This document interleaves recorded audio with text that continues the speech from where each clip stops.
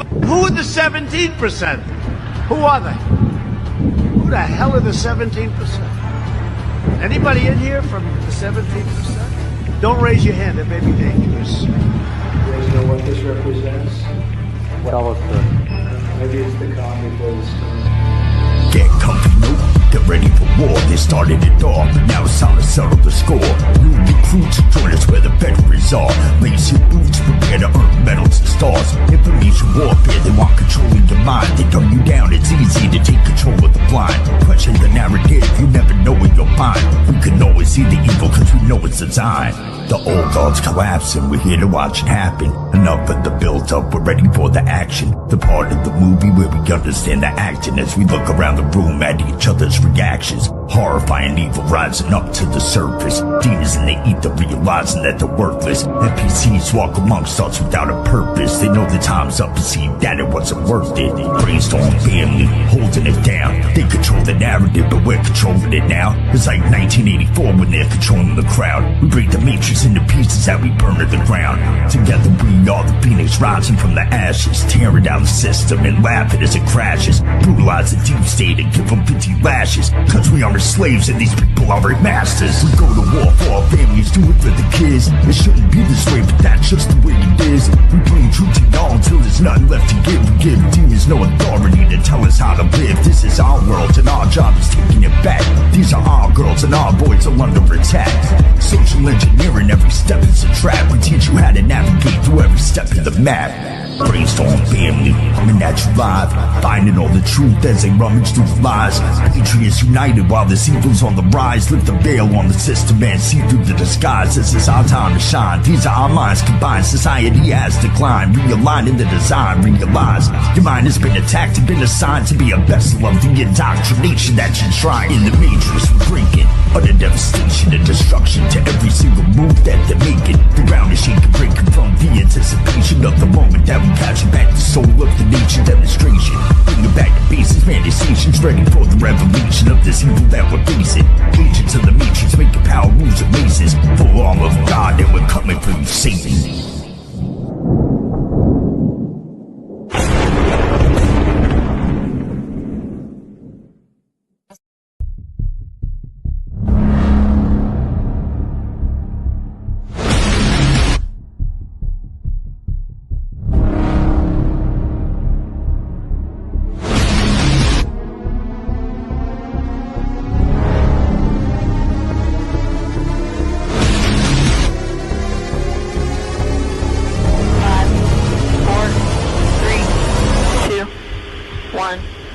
Green light.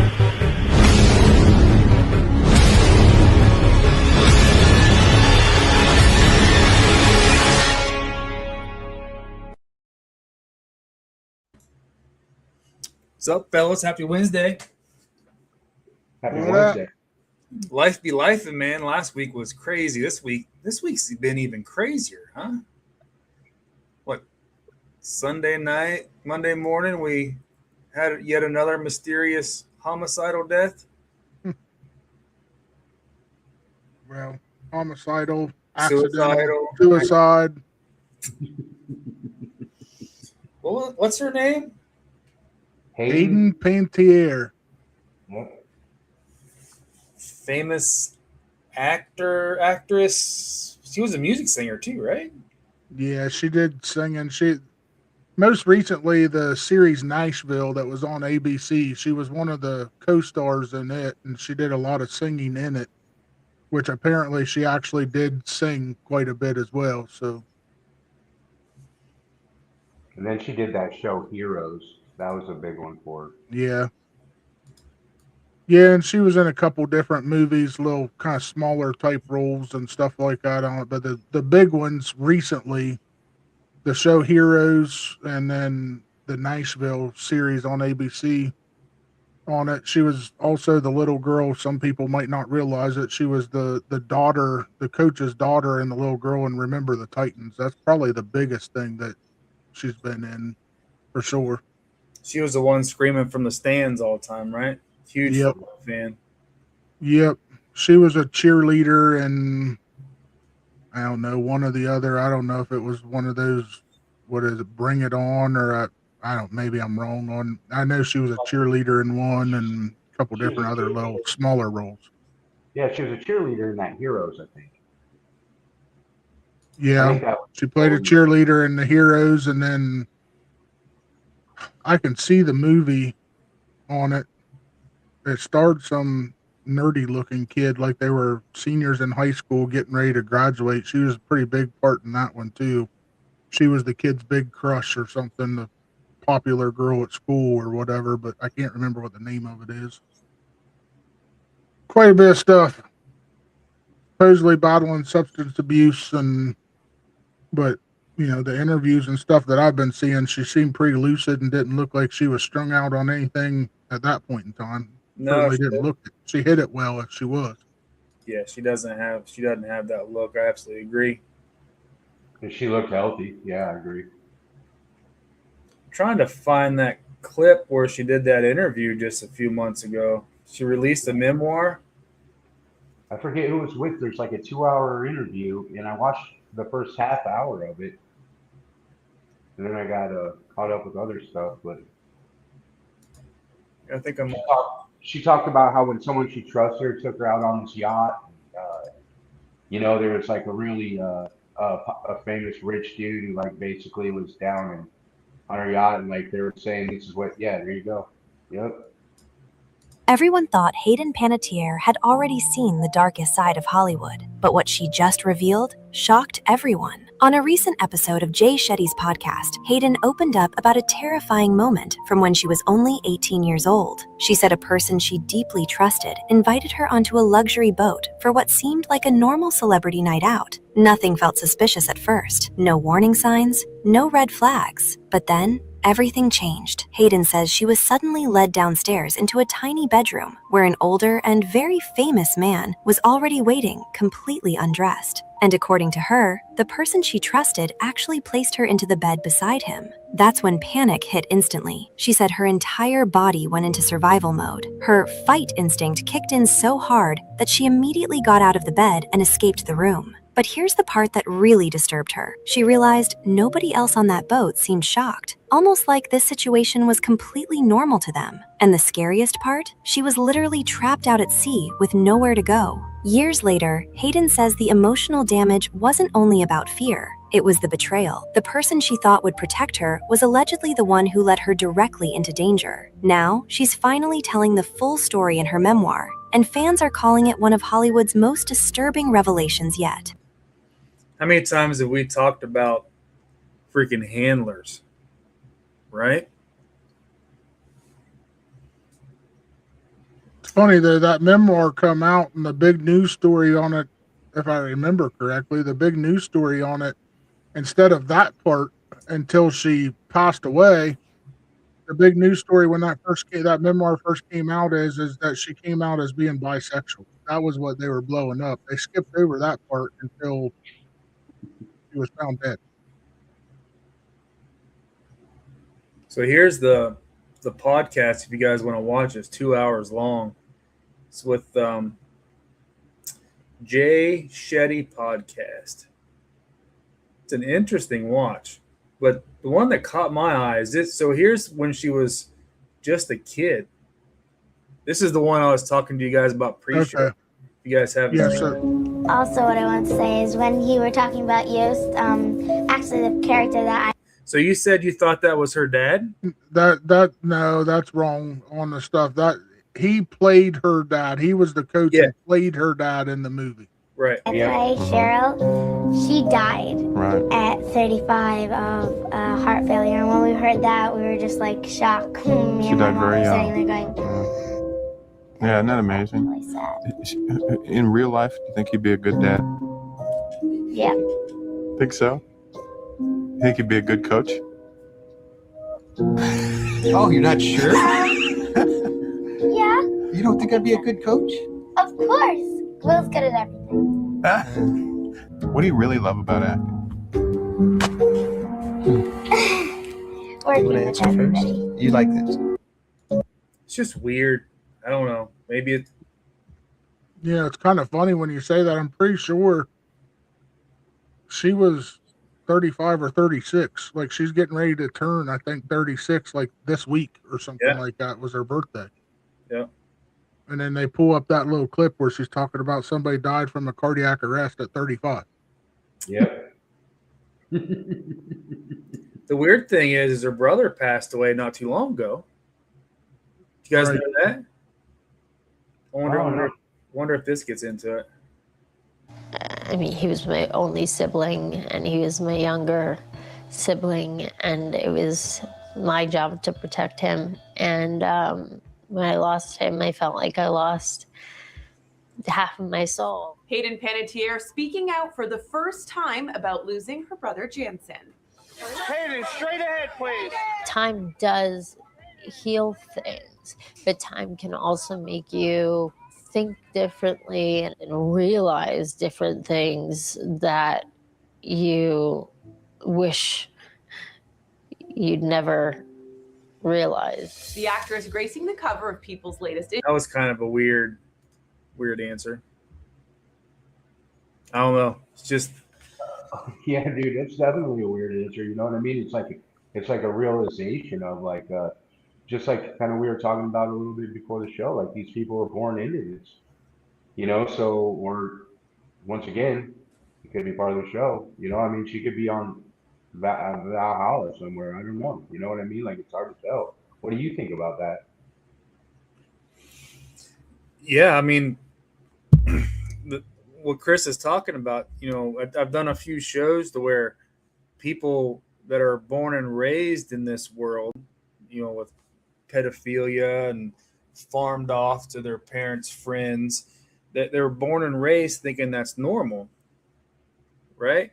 So when they get older, they think it's normal just to farm their kids off, and then pedophilia is normal. So if you're born and raised that way, and that's normal to you, and everyone partakes, and everyone, you know, it's always a good, seems like a good situation, especially as a kid. So I mean, we all know at the age of between 3 and 8 is when most of the norms and your morals and your ethics are created. So I don't know. I just try not to wrap my head around it by trying empathize with these sick, deranged people in our mind, in our normal reality. Can I put another spin on that? Absolutely, please. It's tough to explain. Well, no, like this, in other cultures, girls are married off when they're 12 or 13 years old. You know what I mean? And we look at that and we're like, what the, you know, but like in other cultures, that's the way they were raised. Are they right? Are they wrong? I mean, I'm sorry, but like, you know, I can't understand a culture that marries off a child at Right. 12, but like some cultures do. So how do you? Well, that was even norm back in the early American days, right? I mean, Yep. they'd get married early at 12, 13, 14. You'd have as many kids as you could to help take care of the farm, or it's a ranch to us because they had thousands of acres. when now you're lucky if you can find a couple 100-acre farm, especially this side on the east side of the Mississippi. But I mean, that wasn't too long ago in American culture. Yeah, girls were married off and popping out kids by the time they were, you know what I mean? They were already, by the time they were 18, they were already probably in a wagon. Well, I think my grandma had a kid at the age of 16, or my great grandma had a kid at the age of 16. So Grandma Joanne's mom had 6 or 7 kids. I think she was 16 when she had the first one. So, I mean, that's just a generation and a half, 2 generations. Well, and let's keep in mind the life expectancy or average lifespan of people back then was 30s to mid 30s. You were considered old. You were an old person. If you lived past, 35 or 36, it's like living to 100 now. on the stuff back when they were doing that. So I mean, take that into perspective. I guess back then medicine wasn't what it is today on the stuff, and at 12, 13, 14 years old, I mean, that's like 25 at where we're at now, 20, 25 type deal. So that takes me back to my time series, Matt, because back in the old biblical, they lived 6, 7, 800 years old. And after the flood, life expectancy was in the 60s, 70s, and it goes down. Now we're slowly trying to creep back up. Yep. And then it led me to writing a book. Maybe there are people that live on the earth, because if you remember Elon's post about, vampires being on the Social Security roll, because he had people that were like 105, 115, 150 years old getting Social Security benefits. And he posts, "Look, vampires are on." I digress. That's a whole different show.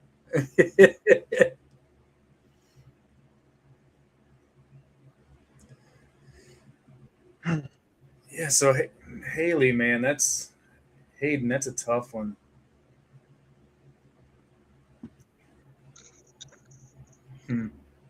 Yeah, and it's just conveniently a few months after this 2-hour, right.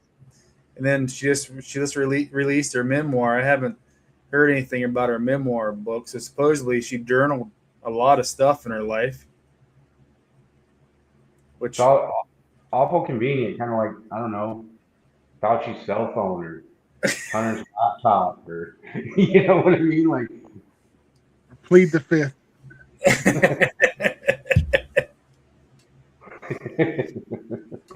All right, we got a couple things we want to get into tonight, but from the show we wanted to dig into a couple historical figures, right? And one of them was Lawrence Dugan. I don't know if you guys remember, the fans remember this, but old Lawrence Dugan. So if you remember right, last week or the week before last, we went over Frank Olson. Frank Olson was the one that jumped out of a 16-story window to his death after a psychotic break. He was the very first Secretary of Defense after the changing of the laws. And we kind of shuffled into Lawrence Dugan. And correct me if I'm wrong, you guys. This guy is the one that supposedly cracked Frank Olson. They had this big... Nope, that's the other one. So Dugan was one that we found. Sydney. Yeah, that's Sydney. Okay.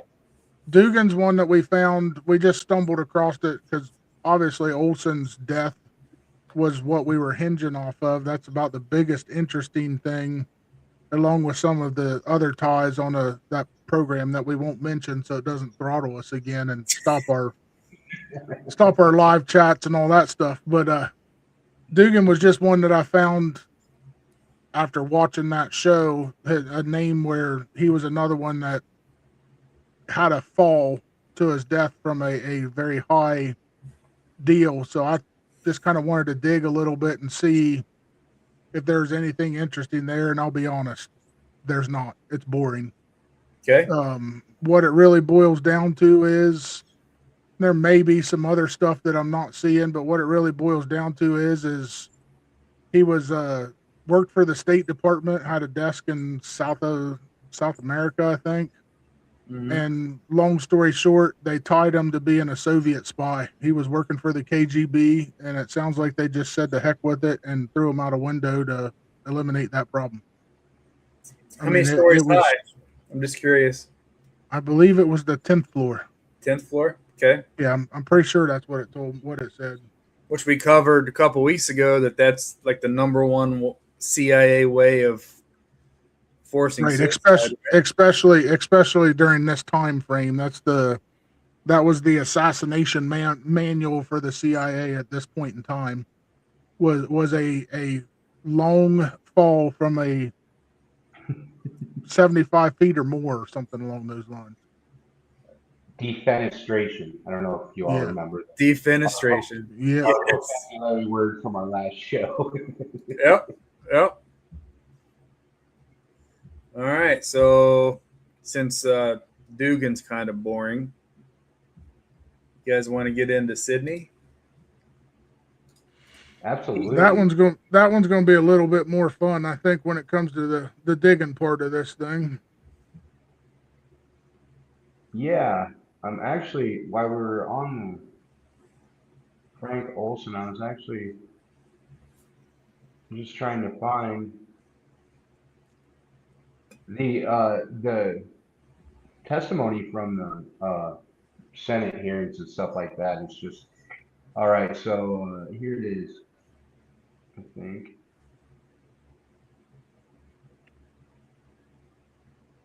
It's Hungarian. All right. Well, yeah. Anyways, we'll just start from the beginning here. Yeah. Sidney Galiev was a Hungarian-born Jew. You know, we always got to bring that up. It's always the Jews. I just like to get people riled. But basically, I mean, this guy, he was as a young child, he was bullied mercilessly, and he formed a stutter, which not sure exactly how that impacted his psychology, so that he would actually go in and do these types of stuff. He was in charge of assassinating Fidel Castro through various means of poison, and Mumbumbai from the Congo. He was also responsible for that. They called him the poisoner in chief. Poisoner in chief. Wow. We could just start reading some of this stuff if you want. Where do you want to start? Well, Gottlieb had advanced knowledge about poison. In the 1950s, communist infiltration concerned many Americans. One of the things that I thought was the best is it was by The Guardian, the obituary by The Guardian that they put out about him. I thought was a pretty good synopsis of his like an overall of his whole life. I'm trying to find that here. It was part of Project Bluebird.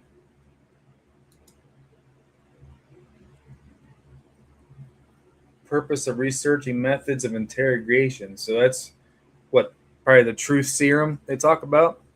Yeah, and barbiturates and stuff like that. That was some of it. And they were also experimenting with peyote. Trying to find these.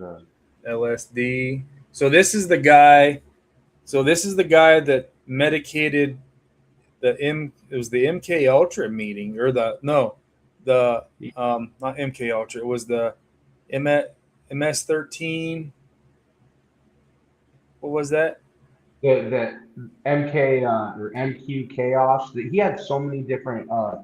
They had so many different operations. You can find all of them underneath the CIA stuff on here. Check this out.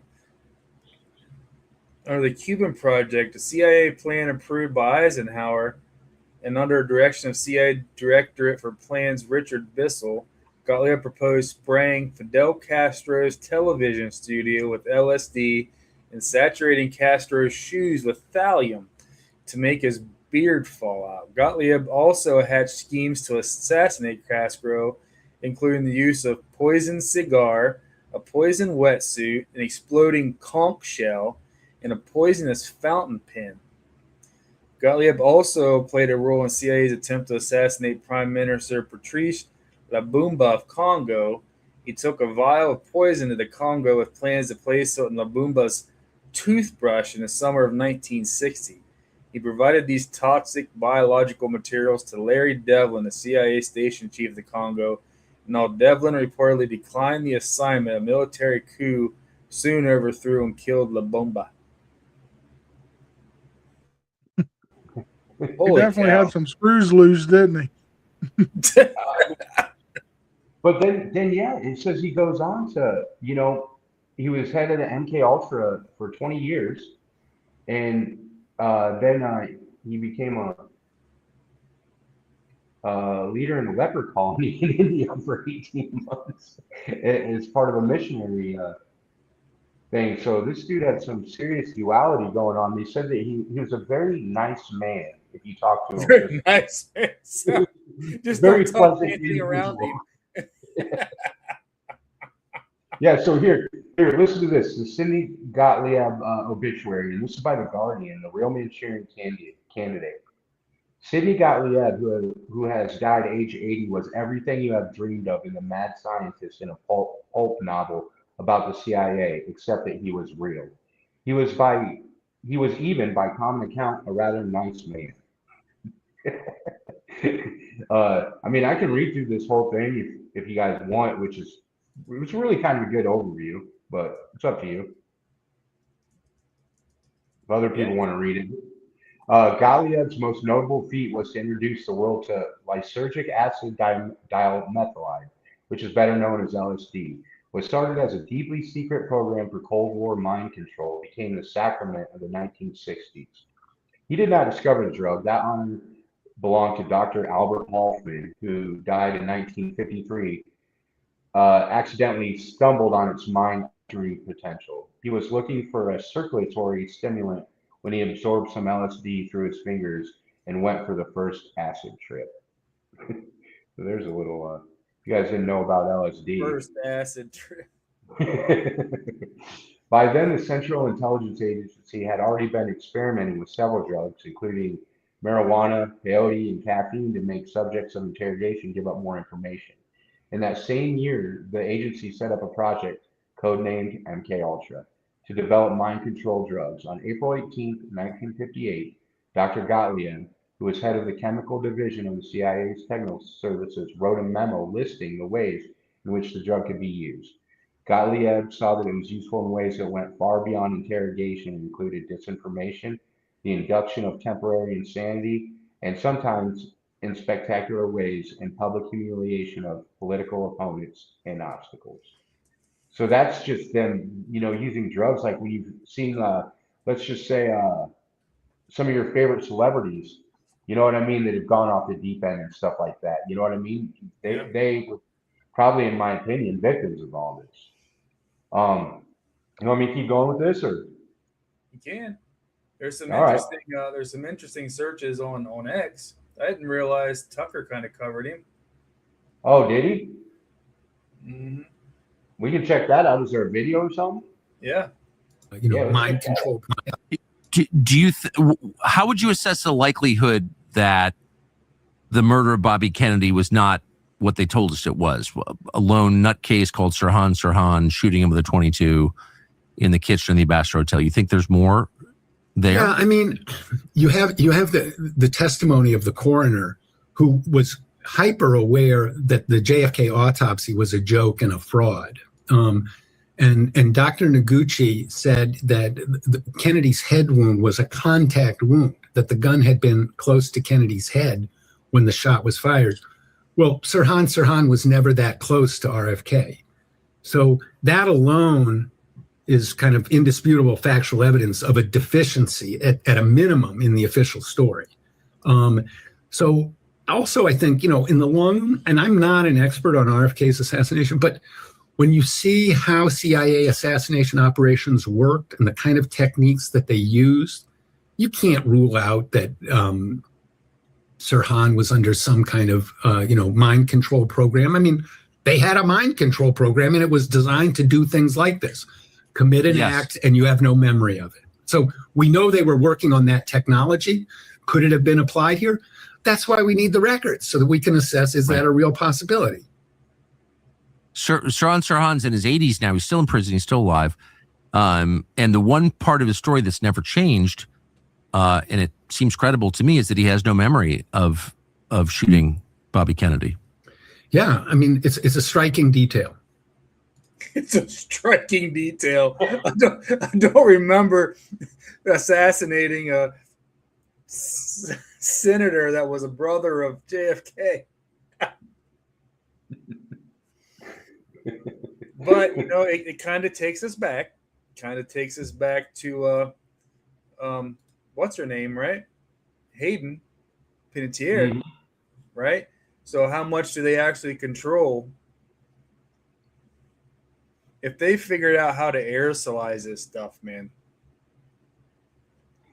Well, that's just it. One of the guys I was reading in the Secret Things, his name was William McCreasy or something like that. That was their plan. Is they wanted to aerosol it in Vietnam and do a whole town, and then they're like, they said it was more humane than bombing them. And then the powers that be were like, hold up, maybe we shouldn't do this. And he was appalled. What it Well, said, he's like, that brings us back to last week when we're dealing with Olson. I mean, part of what he was doing was trying to figure out how to create it to where bugs were carrying it into these places, not just You mean kind of through like the air. ticks and Lyme disease? Yeah. Not to mention what the hell they could do with mosquitoes. Check this out. Sidney Gottlieb directed the creation of an airborne bioagent at Fort Detrick. He tested them on unaware soldiers. Pregnant lab technicians gave birth to babies with deformities. 500 workers died from anthrax and Bolivian hemorrhagic fever, a disease that dissolves internal organs. It's like an actual document.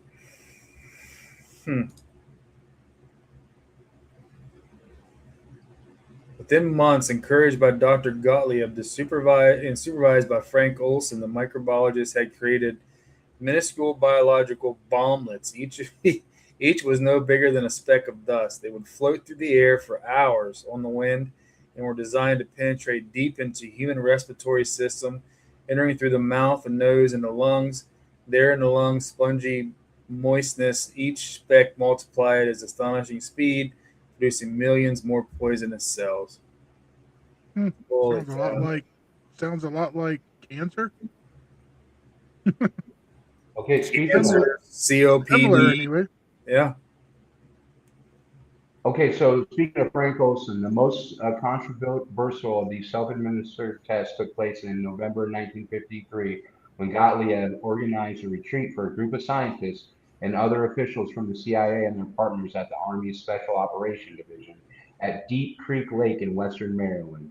The nature of the relationship between the two programs was especially important in light of the revelation that an Army scientist who worked on the project, Frank Olson, died mysteriously just 10 days after participating in the Deep Creek Lake experiment. This is it. Go ahead. No, I was just saying that there is that's a good one right there. Check this post out. Project Often was a CIA program launched in 1970 under Sidney Gottlieb, initially framed as research into psychic and paranormal phenomena. By 1972, it shifted into demonology, exploring Satanism for CIA use, including funding a university course in sorcery. I got to read this because this kind of ties in to the second half of the show on the Muslim Brotherhood, to be honest. Often was a CIA operation that started in 70 when Dr. Sidney Gottlieb, the former chief of agency technical services branch, took over the agency's new office of research and development. Gordon Thomas, 29. So that's a citation there. Operation Often was the ORD's research and development first project with a $150,000 grant authorized by CIA director Richard Helms. I have to look that name up. That might be next week. Richard Helms. I'm looking it up. Participant in the project back work that was based on Dr. Ewan Cameron's early research into supernatural. Operation Often's mission, according to Dr. Gottlieb, was to harness the forces of darkness and challenge the concept that the inner reaches of the mind are beyond reach. The project will aim to create a new kind of psycho-civilized human being. In their quest to construct the new psycho-civilized human being, Operation Often, participants began by visiting palmistry parlors, the booths of fairground fortune tellers, and in the larger cities, the well-appointed offices of the psychics who served the rich and powerful. The Operation Often staff introduced themselves to these New Age practitioners as researchers in the Scientific Engineering Institute, a cover selected by Gottlieb working under this cover. Operation Often participants were able to convince many clairvoyants to become consultants for an educational research program that was carried out at the CIA safe house in Washington. Arthur Gordon Thomas describes the safe house. Within its walls, it became a common sight to see long-bearded men or gypsy-garbed women talking earnestly to preppy, gray-suited CIA behavioralists about how to identify and interpret lifelines and interpret the different bumps on a person's head. Operation Often also turned to astrology, employing 3 full-time professional astrologers to predict the future.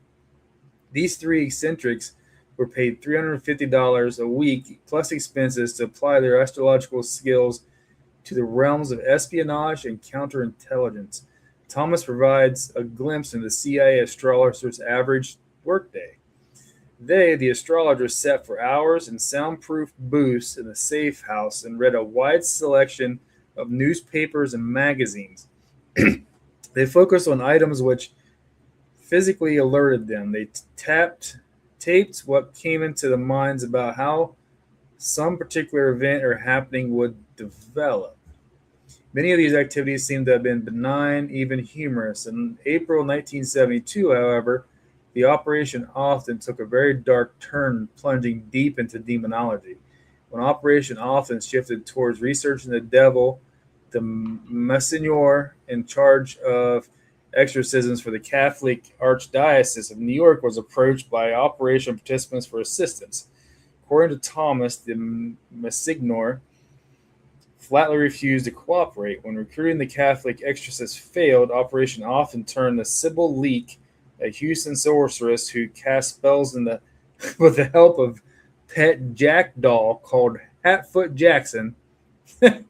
Leek helped CIA behavioralists navigate America's satanic landscape. Thomas elaborates. The bird perched on her shoulders, Mrs. Leek gave the 2 very nice gentlemen from Washington a fast course on the current state of black magic in the United States. 400 covens operated by 5,000 initiated witches and warlocks. These people were the foot soldiers of a prediction industry which supported 10,000 full-time fortune tellers and 200,000 part-timers, as well as a growing publishing business and tarot cards and factories producing a widening range of anti-Christian tokens.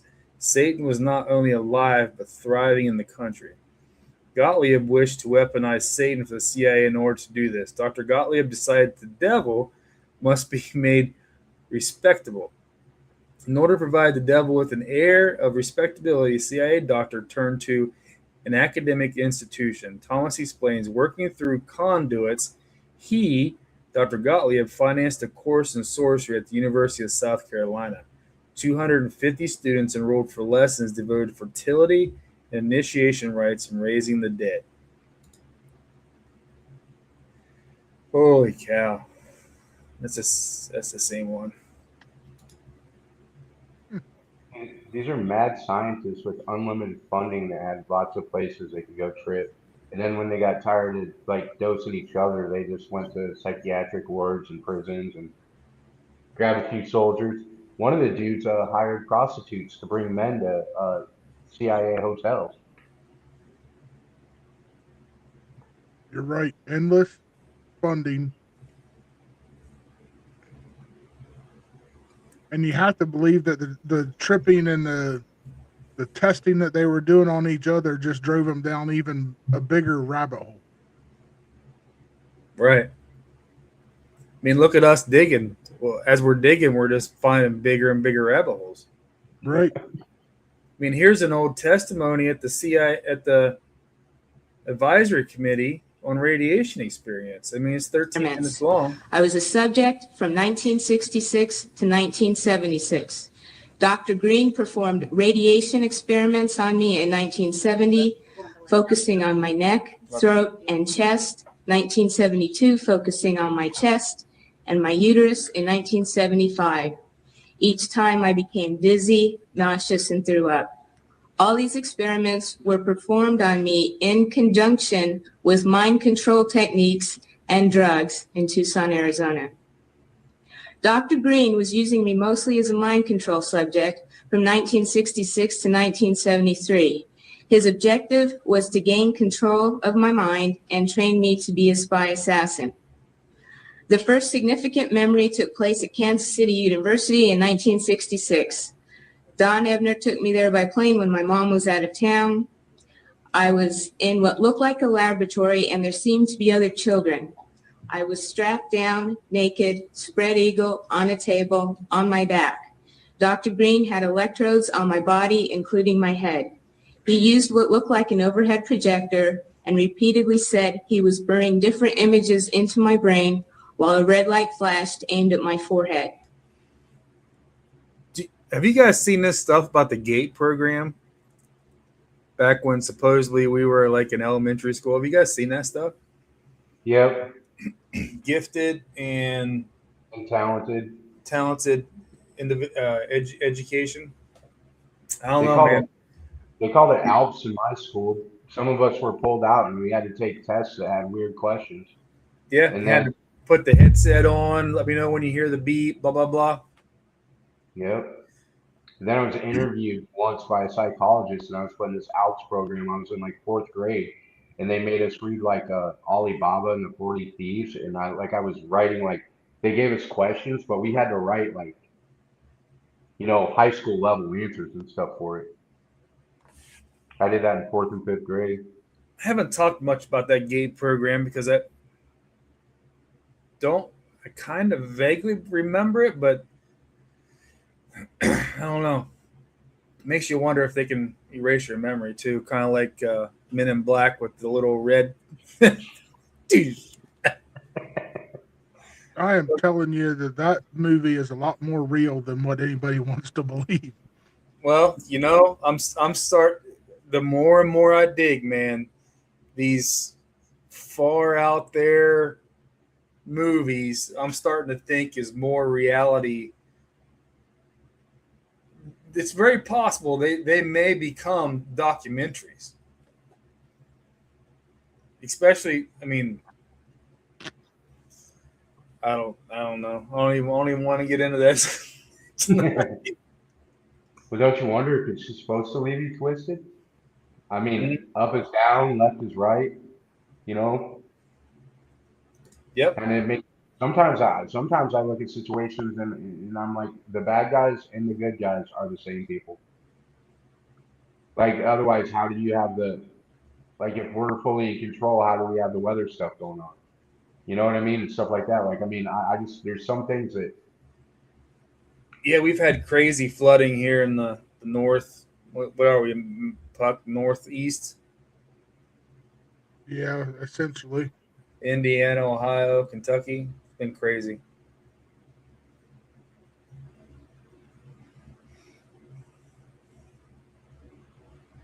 Nah, dude, basically, this dude was basically just like one of the founders. Like, I mean, this dude was definitely a mad scientist. Like, but then he went on to teach lessons about overcoming speech impediments. This guy talks about the remote. He was the godfather behind the CIA remote viewing program. People, I think, Sid Gottlieb was really a nefarious character. He had started MK Ultra in the 50s, in which innocent people were given LSD, and some of them died. And in fact, Gottlieb was sort of the godfather behind our program. I came to CIA and tried to sell it, but I now have learned that in making the film, that Gottlieb was our secret supporter. And we met with him, of course, and he wanted us to give LSD to our remote viewers. But I knew enough about psychic abilities to know that was a bad idea, because once you have LSD in your system, first of all, you can't do analytic tasks, which are required for remote viewing. In remote viewing, if you close your eyes, you're going to see all sorts of images, and some of which are from your memory and imagination. Some are brought to you by ESP, and you need training to be able to separate the psychic signal from the mental noise. And if you're high on acid, you can't do that. in addition to the fact that if you're high on acid, you don't want to do that. You've got other internal, more interesting things. So Gottlieb was a very smart guy. He understood that. He liked what we were doing, and he supported us, even though we were not using hallucinogens. That's almost like a first-hand.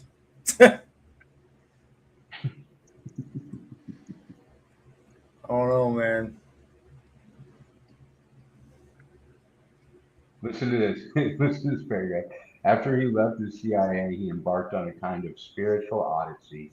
He ran a leper colony in India for 18 months with his wife, the daughter of American missionaries in the subcontinent. Having suffered from a stutter all his life, he took a degree in speech therapy, then bought a log cabin in Virginia mountains where he hoped to start a sort of commune where he could enjoy his two hobbies, folk dancing and breeding goats. Later, he worked in a hospice looking after dying people. He worked in a hospice looking after dying people. Okay. He is survived by Margaret, 2 sons, and 2 daughters. He performed experiments on people, and then out of the goodness of your heart, you decided to work in a hospice.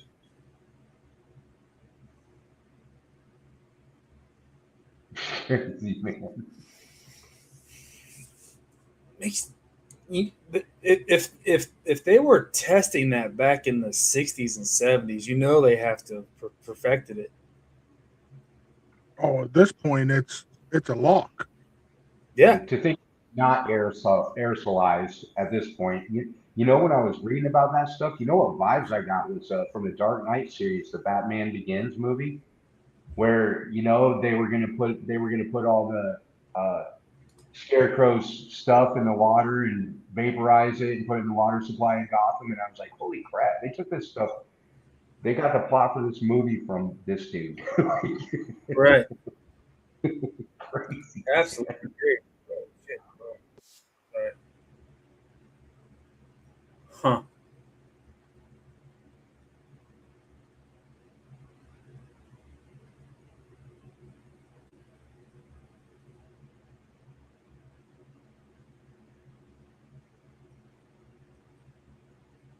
Yeah, man, you can read on this dude for like hours. I have, actually. Right. Yeah, I mean, if they've perfected it, I mean, we've talked about. I think it's also directed energy weapons. They can control us via directed energy weapons. You know, it's crazy. I was trying to look for a song for our 10 o'clock break, and we'll dive into the Muslim Brotherhood, since I think that's starting to become a topic. Did a show a few years ago about the Muslim Brotherhood, and I think it's worth bringing back up and to get your guys' 2 cents. So if you guys have to use the restroom, here I found a song.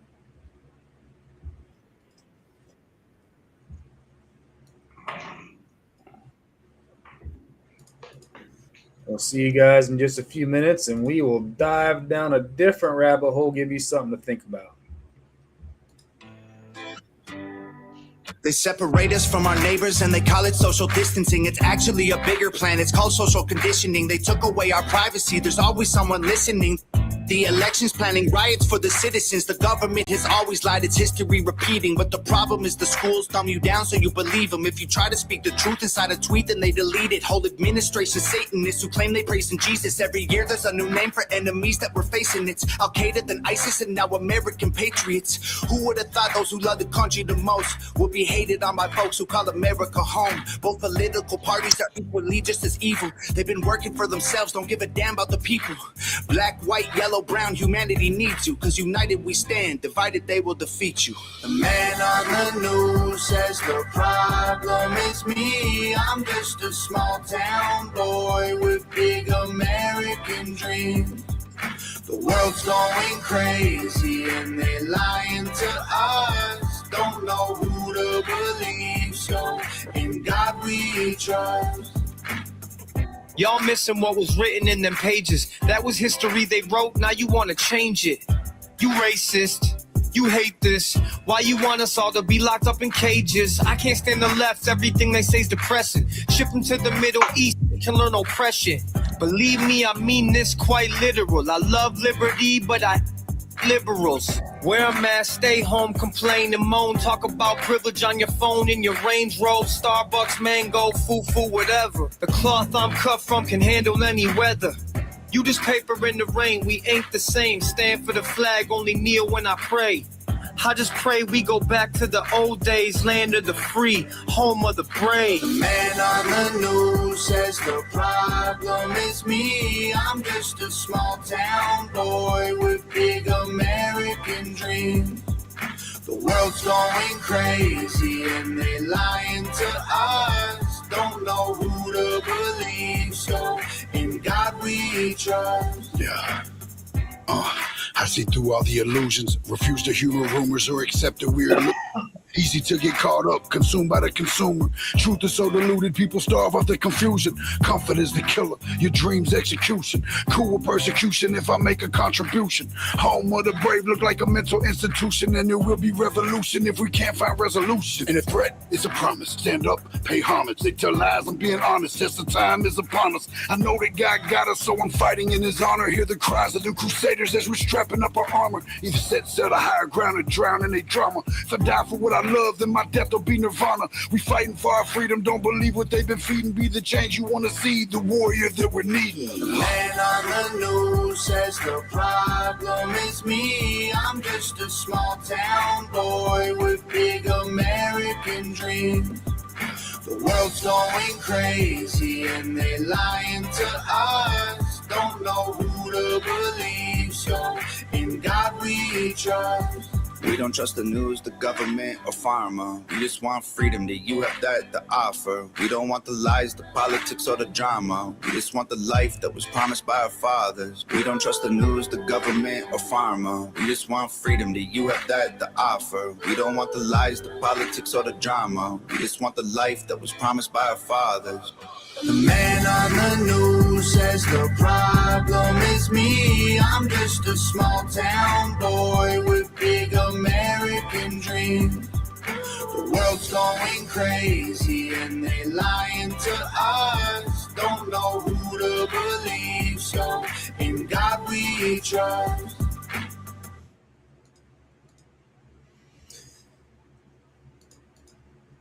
All right. You guys ready to go down the Muslim Brotherhood rabbit hole? Let me see if I can pull this up. Reason I did the show is a while ago.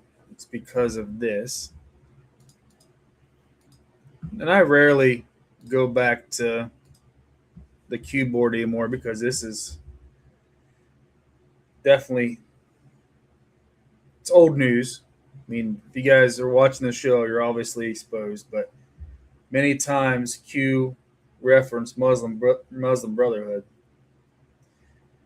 Here he listed backgrounds are important. Muslim Brotherhood list of news now names with known ties to Islam. This is not another 4-year election. Assumptions correct. Package well received. Known. Huma is greater than Muslim Brotherhood matters.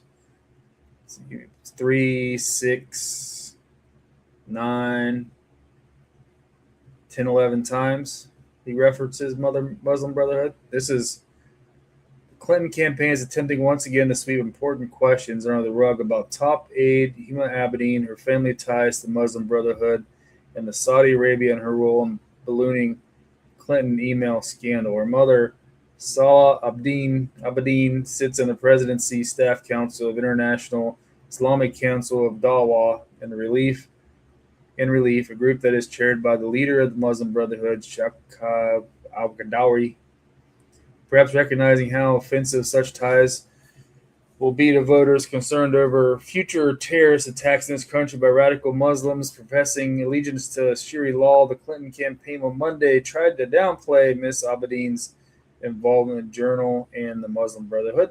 Clinton surrogate group Media Matters claimed that predictability there was no evidence that Miss Abedin or her family had ties to Muslim Brotherhood, and that Trump campaign staffers who spoke to these ties were conspiracy theorists. To debunk the evidence, Media Matters pointed to the Snopes.com fact-check piece that cited as its sole source Senator John McCain. Oh, whenever John McCain not too long ago.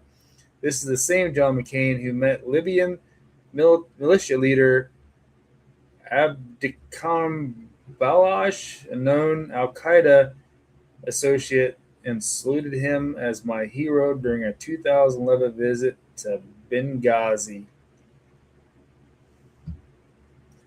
So let's just look it up, shall we? Muslim Brotherhood. Do you think this might be a hoax? It is not.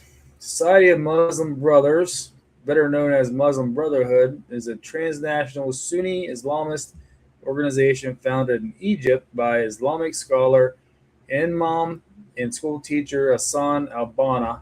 In 1928, al-Banna's teachings spread far beyond Egypt, influencing various Islamic movements from charitable organizations to political parties.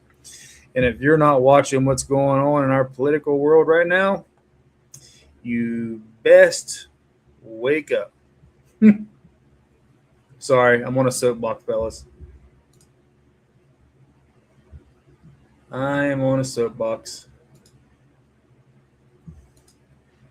Rightfully so. This is potentially some scary stuff with what's going on. Yeah. For 3 years straight, the #1 name in the country of England for newborn babies is Muhammad. Tell me that white Christians are not being invaded. How can you lie to our faces with your taqiyya? This is an invasion on all fronts. Our people are being pushed out of the workplace. We're being pushed out of city councils. That smug face of the taqiyya Muslims needs to be wiped off these people's faces. These people are looking to destroy us. These people are looking to outbreed us. The Muslims have not come here to assimilate.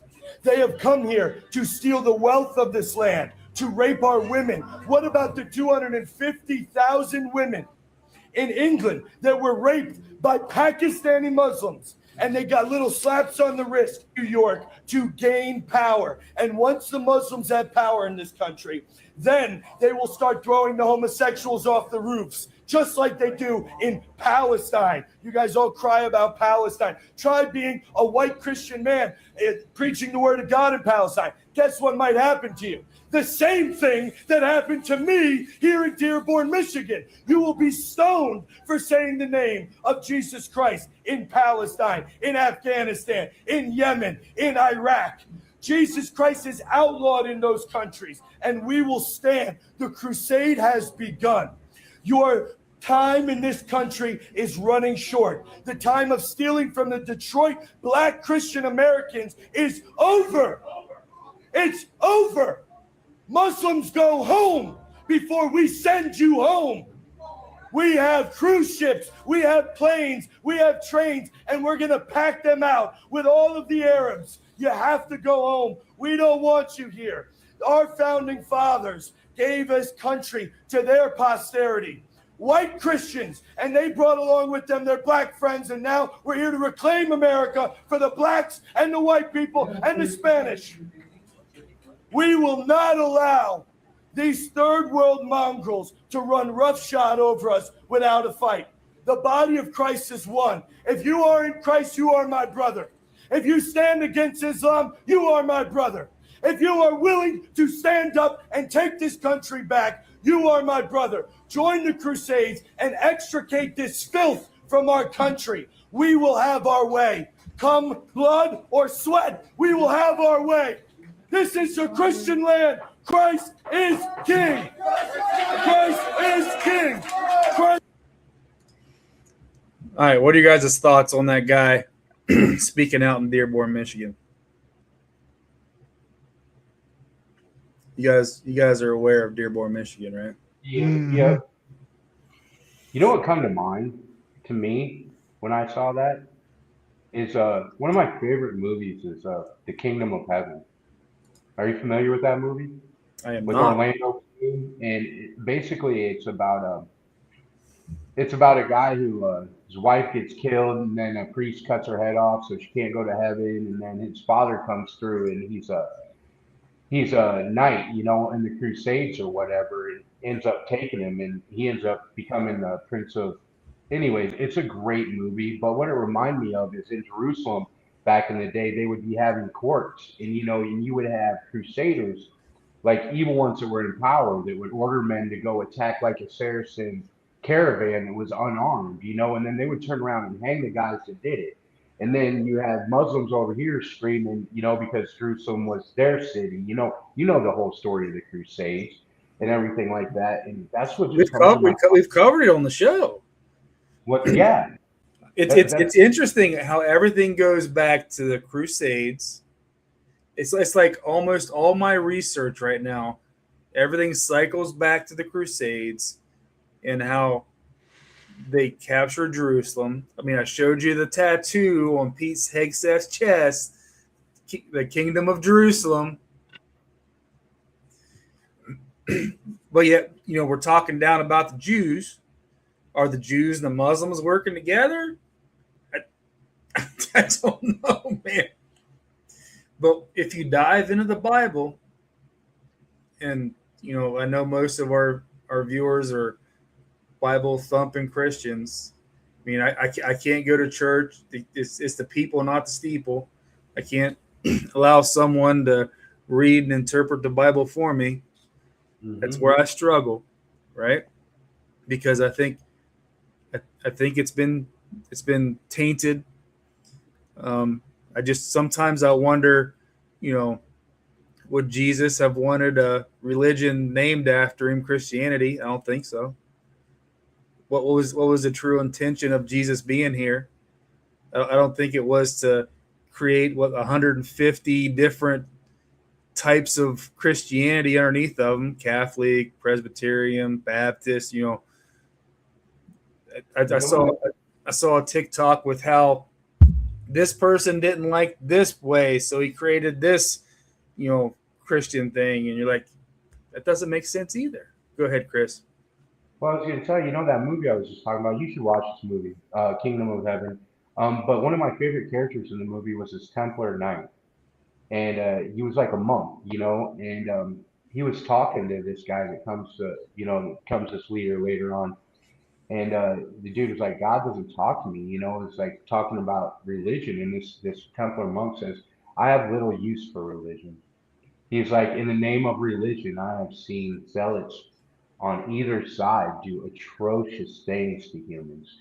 He's like the temple of God is here and here. And he touched him on his head, and he touched him on his chest. That's the temple of God. And it's I don't know, it's a great movie. But that just correlates with what you're saying. And then so I see like this happening in Dearborn, and to me it's like they're just trying to raise awareness in these worst cities before. I mean, because they talk about all the stuff going on in Texas and stuff too. Like basically a whole city's built down there that are practicing Sharia law. I don't know if it's true. I haven't seen it. Right. Well, that's essentially what's happening in Dearborn too. I mean, they've taken over the entire city. Yeah, they sound not an alarm, but some kind of audible thing when. I think they're supposed to pray like 5-7 times a day, and they get on their knees and pray. And I saw a post where the guy saw his first feet washing in an airport. He said it was so uncomfortable because I think the Muslims, they have to wash their feet so many times. I know just enough to get myself in trouble, but what I can say is there's a lot of stuff that's in black and white written in print.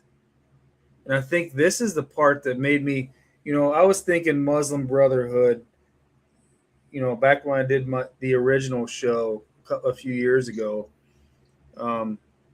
terrorist, right? That's what I was thinking about 9/11 and ISIS and Hamas, but I think it's a little bigger than that. A lot more sophisticated. Yeah, let me play this video and I want to see what you guys think, because this one caught my attention. I'm like, holy shit, is this reality? Islam. I just need to talk about this real quick. And if you think I'm nuts, just test what I say against the word in the next 30 seconds. So check this out.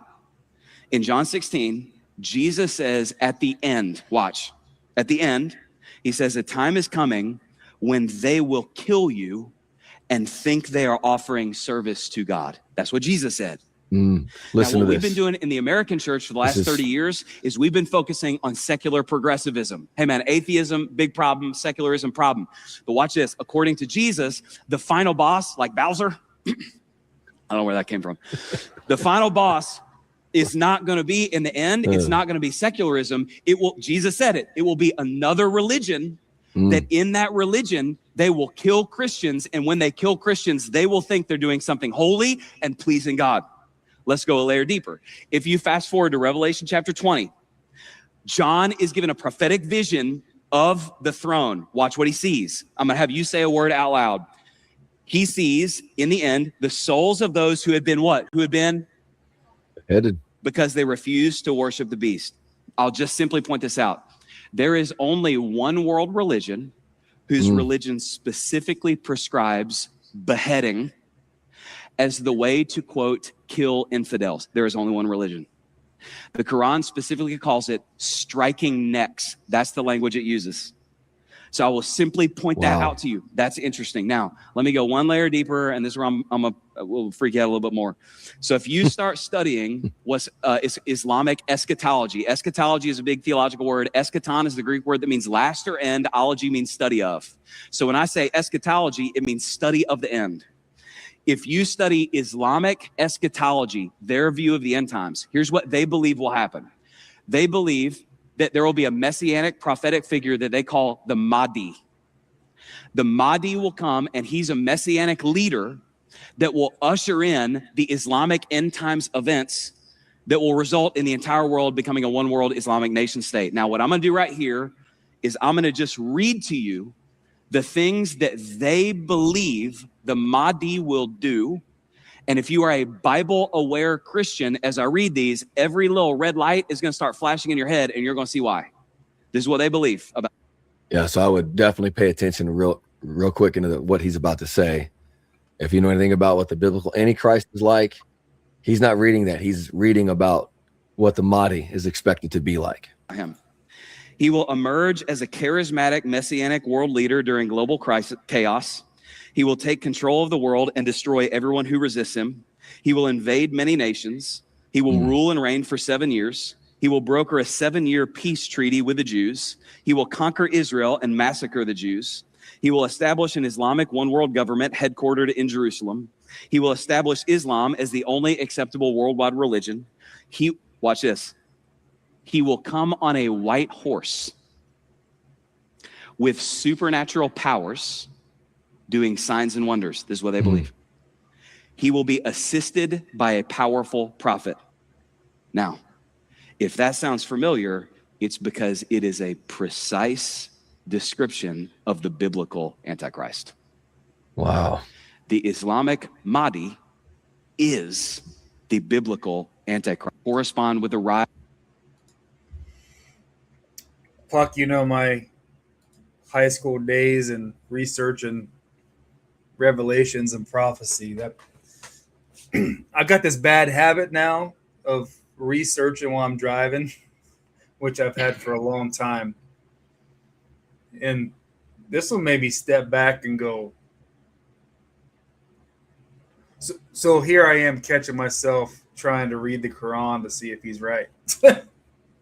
But the crazy part is there's multiple videos out there about this.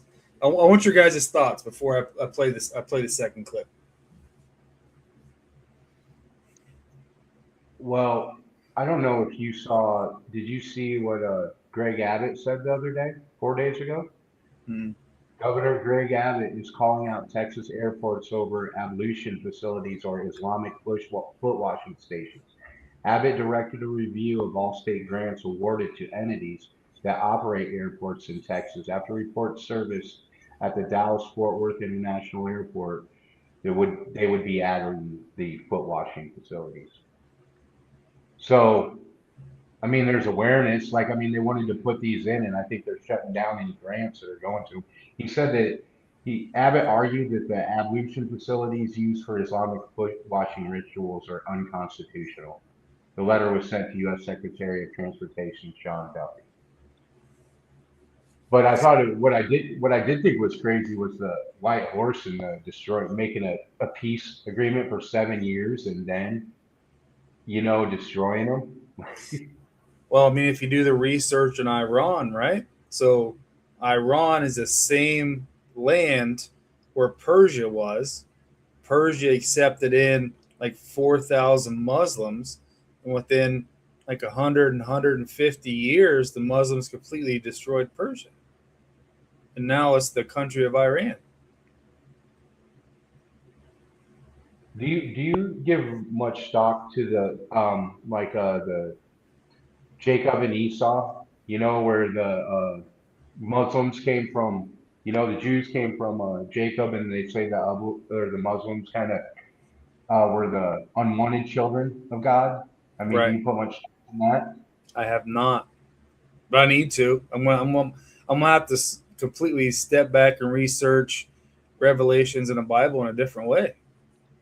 It's almost like it's two conflicting. It's so. From what I understand, there's like levels of the Quran, right? Which we talked about pre-show, where they accept all. Like, he was talking about the LGBTQ community. They're accepting. Then all of a sudden they get a big enough population, they're not so accepting. So they start pushing you away, throwing you off the roof to kill you.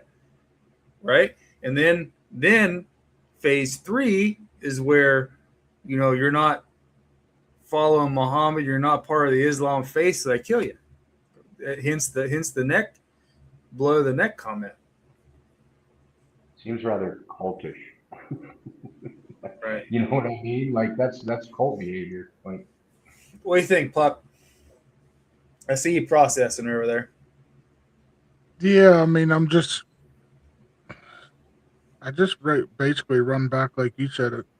I almost feel like I want to go back and kind of redig Revelations, because let's face it. Man, I've always said you can't take in Revelations literal, right? When he talks about scorpions coming out of the earth, you have to think about if you're a person trying to describe something you're seeing based on technology you have no idea about. Right. So what? Well, so not what the does the thing. I scorpion mean, coming out of the earth look like? It looks like a freaking helicopter. Right. What we're reading in the Bible, let's face it, is somebody's interpretation of it.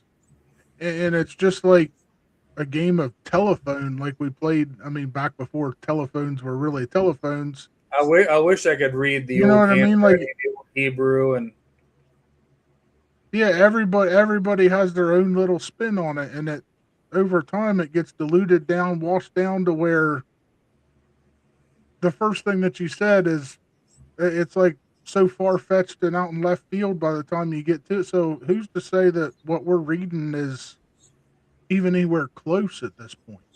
yeah, I mean, back in the old days, the old Hebrew and the old Aramaic words, one word had multiple meanings. So right.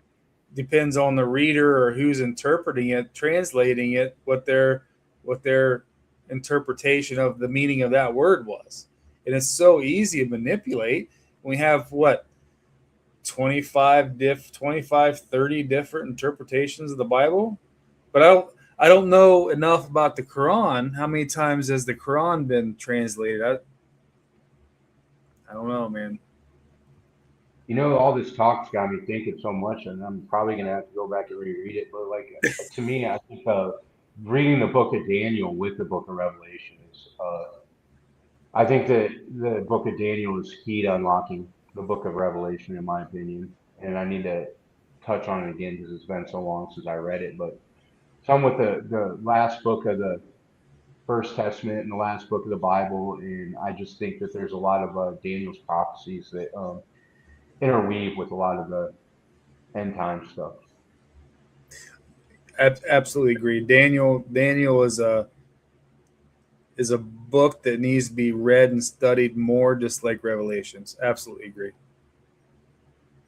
And you know, maybe as a human race, we need to get back in touch with fasting, and you know, I'm sure we all can pray more, to be honest.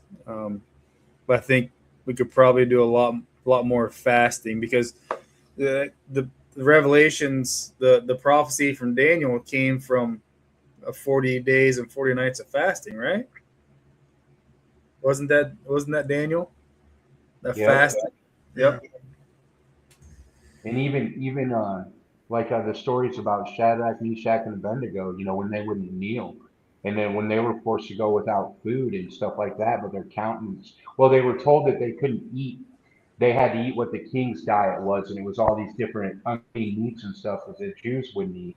And then they said, well, we just want to eat what the Lord led us. Well, then Nebuchadnezzar said, okay, we'll let him for a certain amount of days, you know, and then when they tested them, they looked a lot better than the other wise men in the king's thing. Or like, imagine the kind of faith that they had back then, where like, you know, they're like, bow down or we're throwing you in this furnace of fire. They got so hot that the dudes that threw them in fell over dead.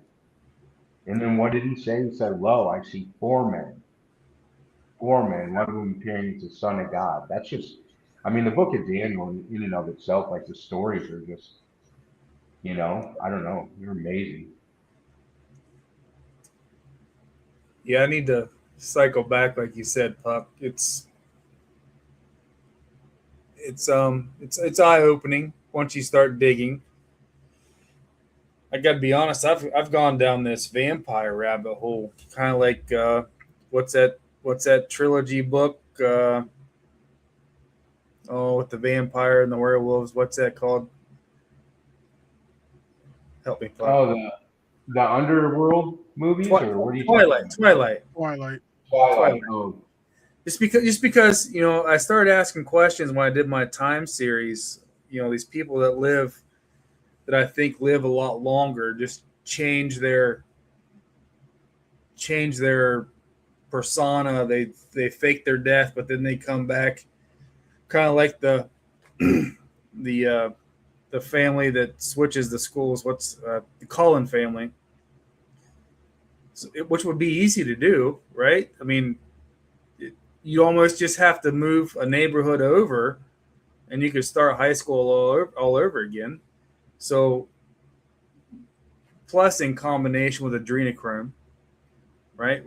Why do the rich and famous people have this obsession with, you know, adrenal gland infused blood? So, I mean, once you start connecting the dots, you're like, it sounds like a vampire, you know, immortal, and you know, it just makes you, I don't know. So let me play this next video. This is very similar, but it's a little different perspective on the Muslim Brotherhood. It's on the Sean Ryan show. According to the hadiths, Muhammad was visited.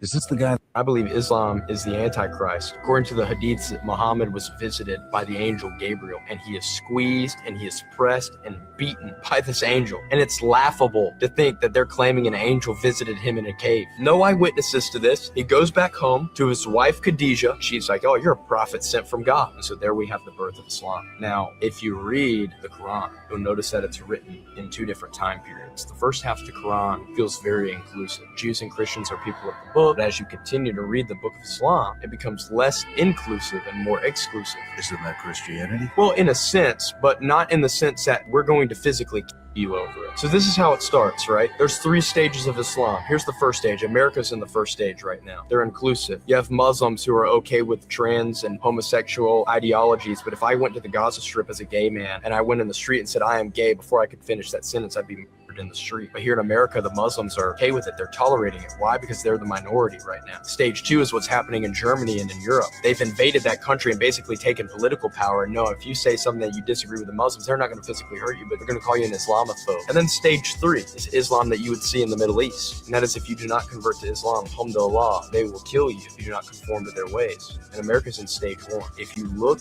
at the eschatology of what happens in Islam, all the bad stuff for the Christians is like the good stuff for the Muslims. In the end times, we believe in a massive falling away. Well, in Islam, they believe in a mass conversion. In the book of Revelation, we read that a beast will rise from the sea. If you take the mark of the beast, you'll be condemned. Some Islamic traditions and writings say that a beast will rise from the sea. If you take the mark of Allah, you'll be saved. You know, the way that the martyrs were killed in the book of Revelation is through beheading. The number one way you put people in jihad is through beheading. Why are these similarities here? I don't think Satan's an idiot. He's not a red guy with pitchforks and horns. He's seductive. He's attractive. And the Bible tells us that he can appear as an angel of light. I believe Islam is the Antichrist. According to the Hadiths, That's the wild part. So there was also another video that talked about the angel of light. The Bible talks about the angel of light being Lucifer. Then the Quran talks about the angel of light being their savior. You're like,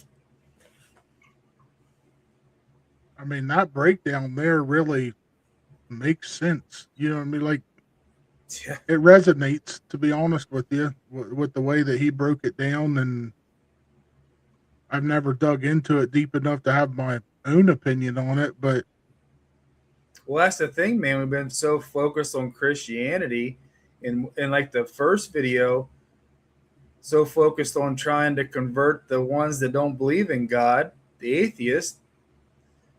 We haven't, and so accepting of other religions, you know, Jews, Muslims, Buddhists, you know, because we need to love and cherish all people. We haven't really paid attention to their rules and commandments, right? Right. Well, and even more than that, the scariest thing that was in that video clip, when you really think about it, it wasn't very long ago that they were talking about all these Muslims and stuff in France and Europe and Germany. I mean, like, this was a matter of a few years. Like, yeah. Look at England. England's been overrun. Right. It was, and it's that fast that it happens, and they're already in stage 2 of it in a matter of, I mean, most of the time when we're talking Bible stuff and Christianity, I mean, this is millions of years of things happening and stuff. And I mean, bottom line is, you know, Germany, England, I mean, that was, what was it, 2 or 3 years ago? I mean, it feels very, very recent that I was seeing stuff on that. Well, and to that point, they have tons of mosques built in all these countries, and they still, I saw videos posted today, they're praying on Westminster Abbey lawn. You know what I mean? They have their own places to worship, but they go and they encroach on, you know, churches and stuff like that, and they just do it right out in the yard of the church. Well, And if that doesn't say takeover, I don't know what does. Right. And to think that Texas is having to step up and say that they don't want feet washing stations in the airport. I mean, Texas, if they're far enough along to where they're considering to do that in Texas of all places, I mean, that's,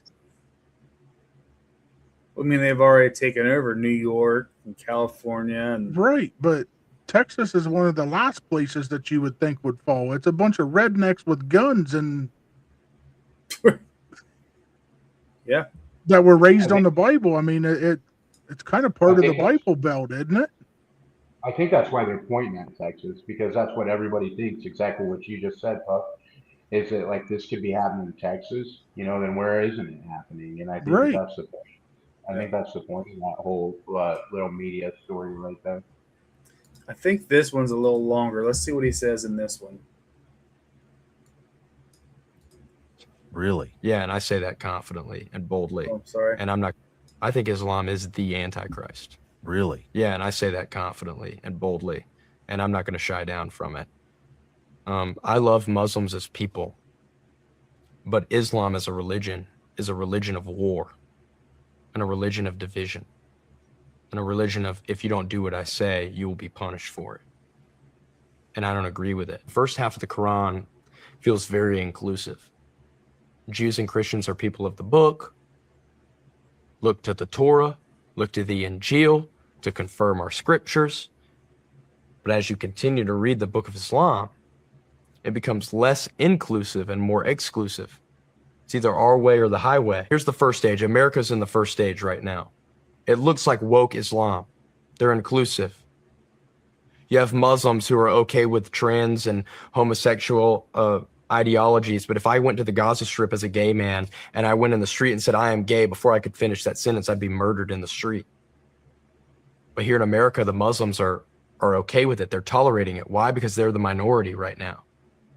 They're trying to come in. Stage 2 is what's happening in Germany and in Europe. They've invaded that country and basically taken political power. And no, if you say something that you disagree with the Muslims, they're not going to physically hurt you, but you know what they're going to call you? They're going to call you an Islamophobe. You're Islamophobic. I'm not afraid of you, nor am I angry because I hate you as a moral person. I'm angry at what your religion is doing. I'm angry at the division it's causing. And then stage 3 is Islam that you would see in the Middle East. And that is, if you do not convert to Islam, hum to Allah, they will kill you if you do not conform to their ways. And America's in stage 1. And I believe Islam is the Antichrist because if you look at the eschatology of what I don't know, man. I'm wondering if who's next needs to be. If we need to dig into Islam.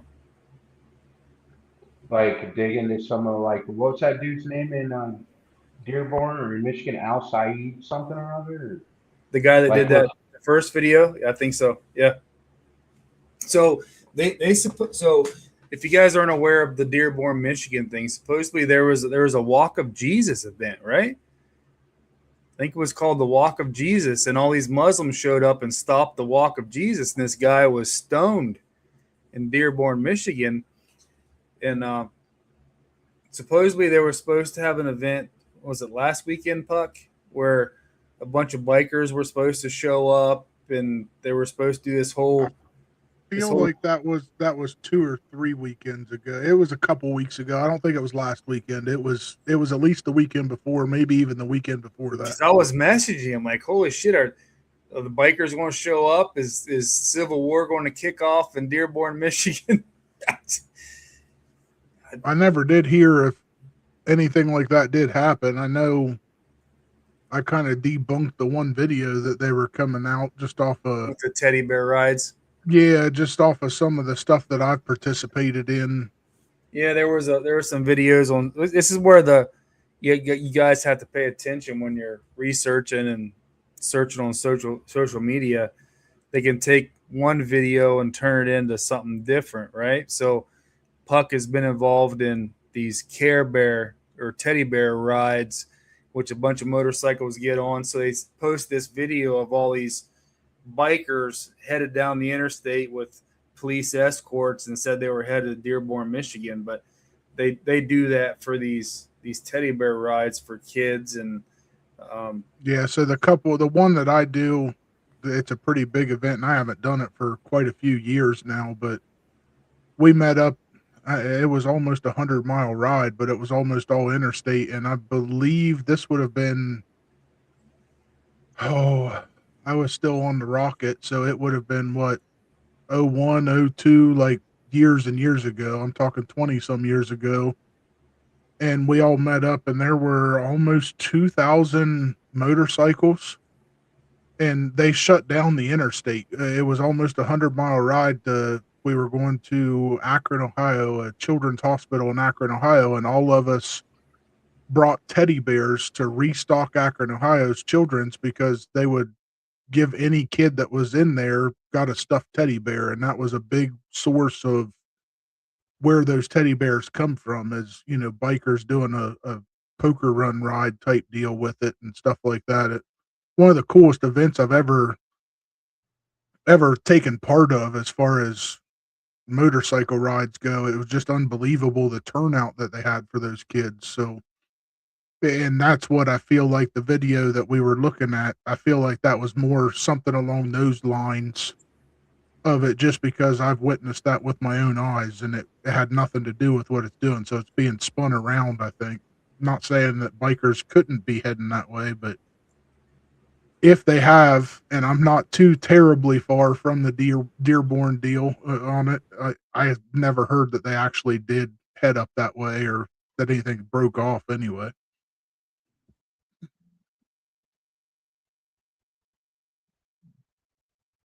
Seems to me like it could be a good way to kick off another summer of love or something like that. You know what I mean? I kind of want to see how high they let the tempers flare and the tensions rise before. I mean, if you have a bunch of look, sooner or later, like if something doesn't change, American citizens are going to take things into their own hands, because at the end of the day, if you think you're going to come to my house and tell me I got to pray so many times facing a certain direction, we're going to have to talk about that, because I ain't going to do it. Well, bottom line, it's in our nature, and let's face it, it's going to break off when there's finally somebody that steps up. It's only going to take that one or two people to finally step up, and then it's going to fall like dominoes on the stuff. There's the issue, and the reason that these people can get away with this stuff is because the majority of us that would stand up and actually fight and actually essentially win, or at least, you know, fight to win, are law-abiding citizens, and we're just kind of sitting back saying, let the law take care of us. We're not going to do it. At some point, that's going to break. Ready to roll. Engines are running. We're ready to roll. Kill my hole, lock it low. My hole, lock it low. The engines are running. We're ready to roll. The engines are running. We're ready to roll. Kill my hole. You're right, Pup. It's a matter of time. I mean, maybe it doesn't happen in our lifetime, but at some point, something's going to happen, and that's what's going to step it off.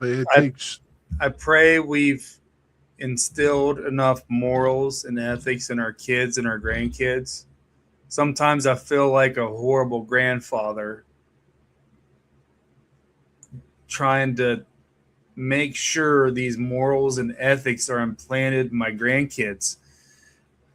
I think that's the hardest part. You know, my kids, I'm responsible for. And, you know, I can tell them exactly how I feel and why. Grandkids are a little. That's one thing I'm realizing. Grandkids are a little different. They're not my responsibility, but is it my responsibility to, when they're in my presence, they're going to act this way and be this way. But my kids have a different thought and philosophy. And Buck's looking at me like this shouldn't even be a thought.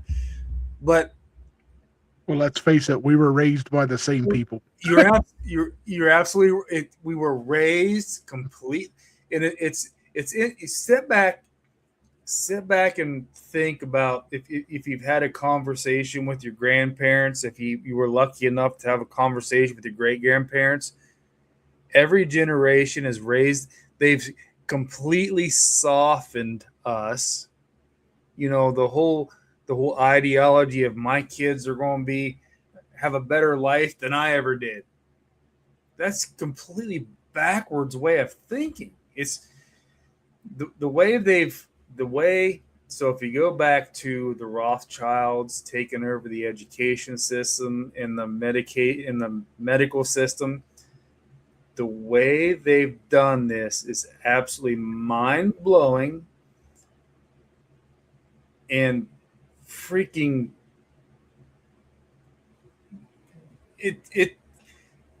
it's hard to explain what the thoughts that are in my head. It's just they're psychological masterminds that just manipulated the whole earth, especially the United States.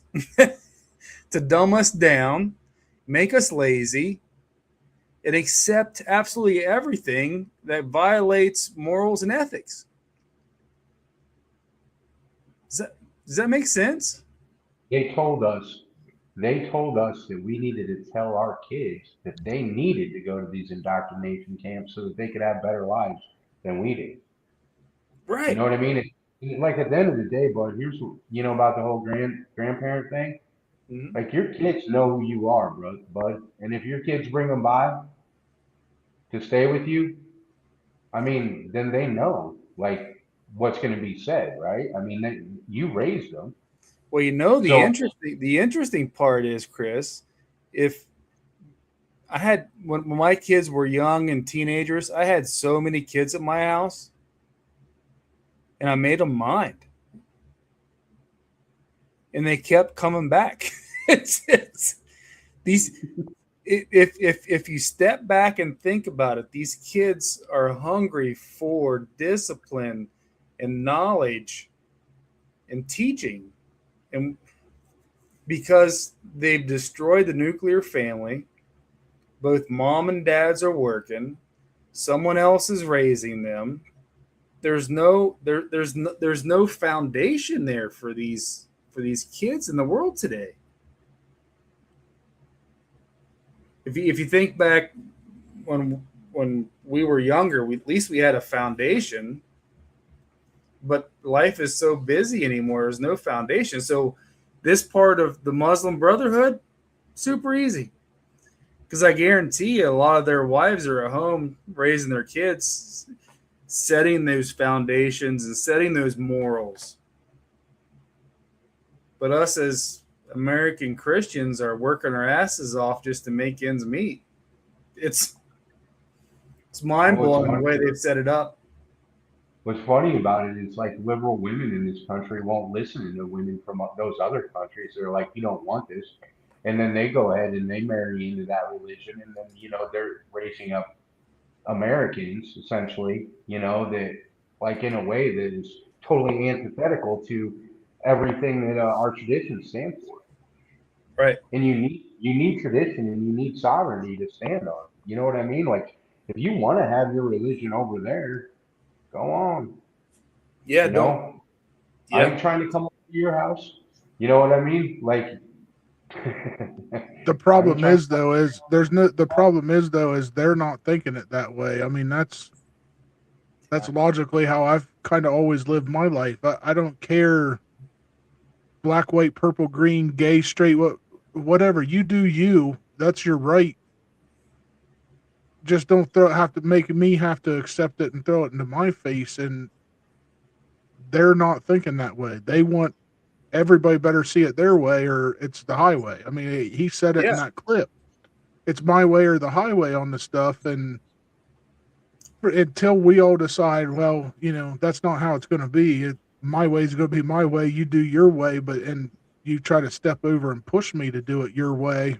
You're going to find, Well, mess around and find out.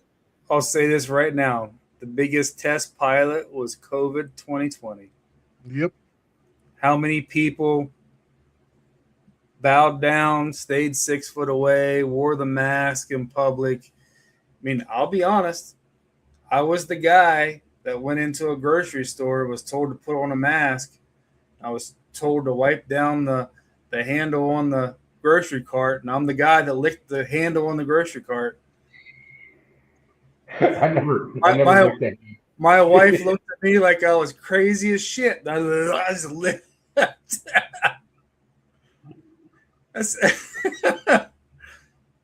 was the guy that was escorted out of Menards. I was that guy.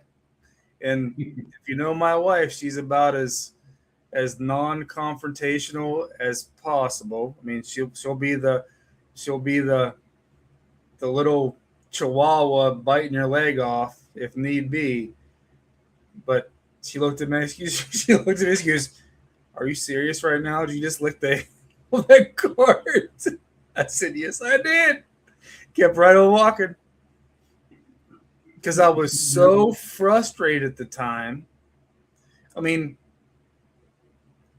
arrows to go which way on the in the grocery store, I looked down and I said, we're going to go the exact opposite of these arrows. He goes, no, we're not. And I guess we are.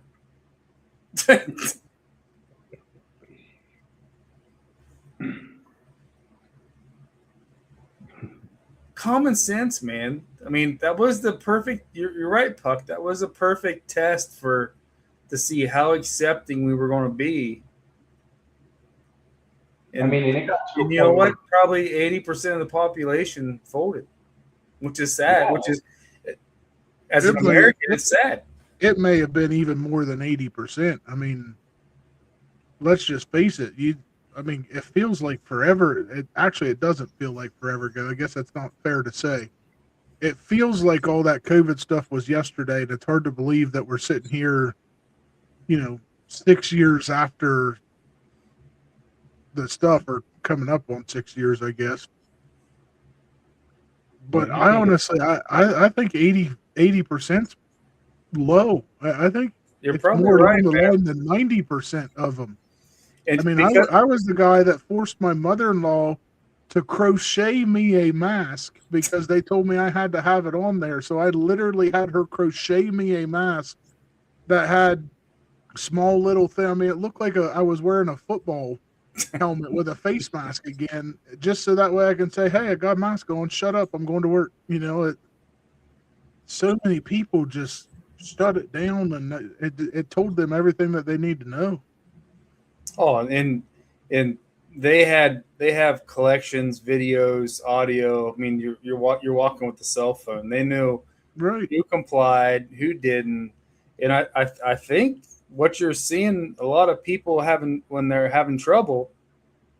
I think you're seeing punishment for not complying. To be honest, I wouldn't be shocked.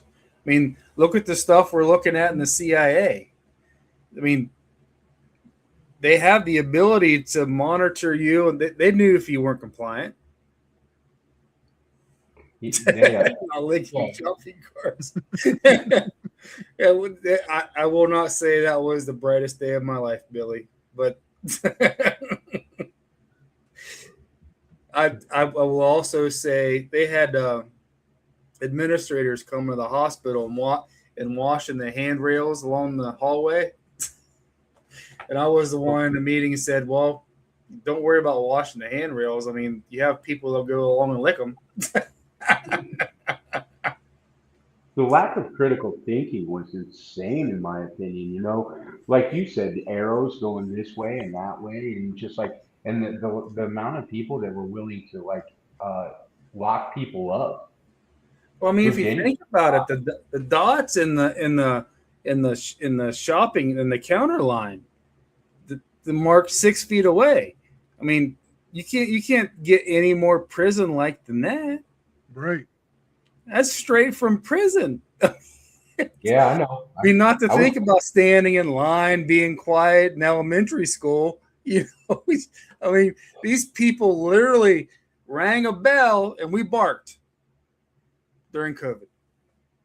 Actually, the prison systems and elementary school systems are basically the same. It's the same format. If you put a picture of a prison right beside an elementary high school, you can't hardly tell a difference. Absolutely agree, Chris. Same institutional build out, same paint colors, same. They just don't have fences around them. Right. You know what I mean? Well, unfortunately, nowadays the schools do have the fences around them. You remember our elementary, Puck? It did have a fence around the playground. Well, yeah, I guess it kind of did. Kept it separated from the houses, I guess. That's about the only thing that it was really doing on it. Now though, it's fully fenced in. Yeah. Well, no, I guess it's still not technically. There's still you can still get to the playgrounds and stuff without going through fences now, but at any rate, everything's changed a lot. But yeah, so maybe I got Richard Helms written down, but maybe we look into. I kind of like that idea. Let's pin. I mean, we're going back. We've been spending weeks going back looking at past stuff. Let's. I wouldn't mind looking into the history of Muslim. Right. Let's do some digging that directly ties into obviously what we've all determined is probably a pretty big ticket item that people need to at least open their eyes about. I mean, I'm not going to say anybody's going to necessarily be able to stand up and do much about it at this point. Right. But if we can educate ourselves and help educate some other people on that stuff, maybe that puts us a little closer to being able to not become Germany and Europe and basically have those of us trying to stand up when it's too late on the stuff. You got to. Well, if you go back and look at early, Hitler's speeches, he talked about the attack on Christianity. He didn't really say it was Muslims. I think he kind of alluded to it being Jews, right? But if you step back and think about it, Jesus was a Jew. Yeah, I mean, Just throwing it out there. I mean, I think we often forget about that. The one thing I've the one thing I've researched is if you look into vampires, it takes 3 days to transition from human to a vampire. And how long was Jesus in the tomb? 3 days. So the part I'm trying to figure out personally, not doing a show yet because I'm not ready. This is almost as big as the time series. Was the guy that stabbed Jesus in the side with the sword, was he trying to, did he give him the vampire serum to try and keep him alive? Was he a good guy? Was he a bad guy? Is it like the Twilight series? Are there good vampires? Are there bad vampires? Where the hell is the werewolves at? I think they've given them all sorts of different names. In Greek mythology, they call them gods. You know what I mean? Like I do. The Bible, they call them fallen angels, right? Yeah, I do believe that. Like, I mean, I don't know. There's shit that we have no idea about. You know what I mean? And I'm not here to. Yeah, and I'm not here to say my research is truth. I mean, the time series was far-fetched, right? When you talk about Stargates, but then just months later, Trump wins the presidency and his first freaking talk was about Stargate. We haven't heard anything since. So, I don't know. It's just if something comes out tomorrow about the Muslim Brotherhood. If Trump posts, if you saw us post today about, the new American territory being that straight over the he comes out and talks about the Muslim Brotherhood tomorrow. I'll be like, nailed it.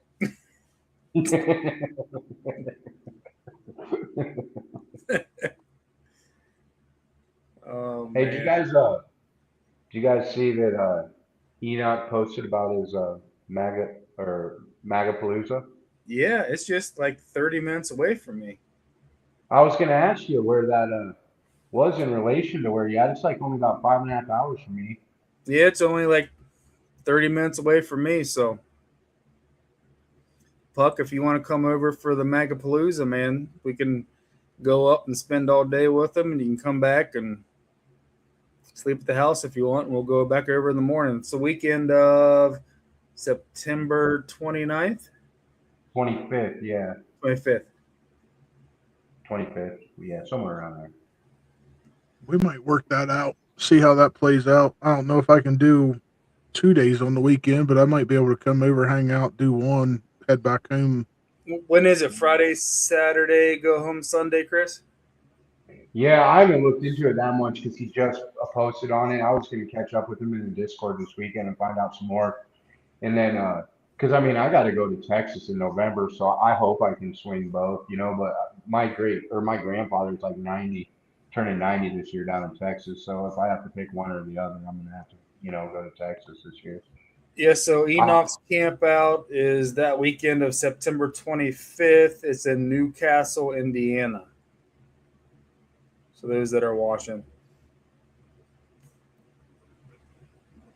And yeah, it's only like, I could probably be there in 30, 40 minutes. There'll be some wonderful Patriots there, I'm sure. Yeah, I bet. You know, that's what it's all about. Yep. All right. Thank you guys for letting me get on my soapbox a little bit. I think the Muslim dig might be, you know, we've all been born and raised on Christianity and the Bible. This Muslim dig might be. So you're wanting to lean towards their teachings and stuff like that, or just take like a? I'd like to understand more where it came from. Like you said, you talked about the brothers.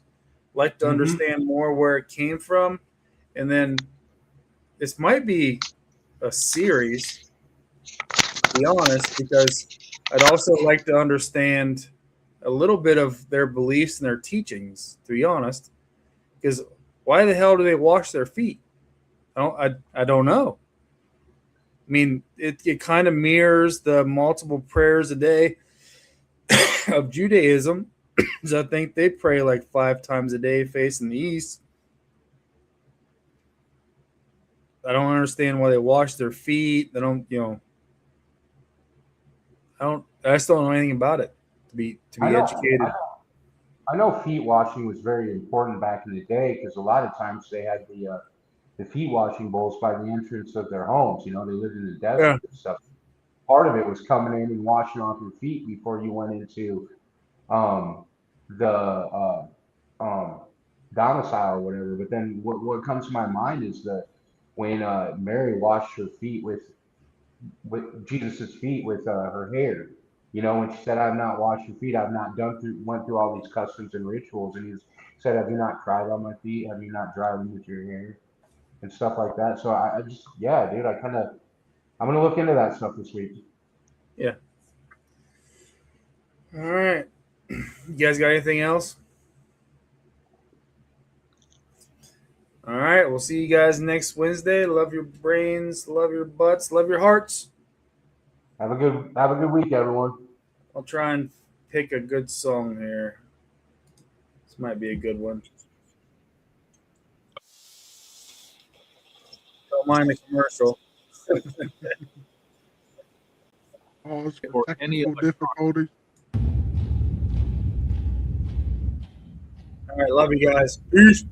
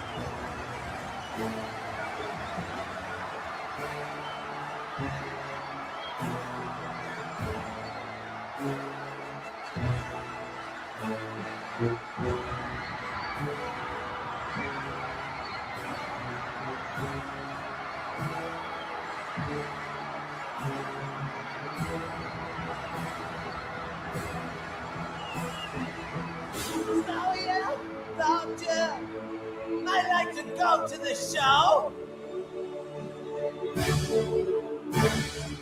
To feel the 1 minute confusion that Space Cadet Glow. I got some bad news for you, Sunshine. Pink isn't well, he said, back at the hotel. And they sent us along as a surrogate band. Now tonight, we're gonna find out when you fans really stand. Are there any queers in the audience tonight? Get him up against the wall! Yes! No! Oh, there's one in the spotlight, he don't look right! Have him up against the wall! Yes! And that one looks Jewish! And that was the coon! They had to let all this riff-raff into the room! This was smoking and joint! And that one's got spots! If I have my way, I'll have all of you shot!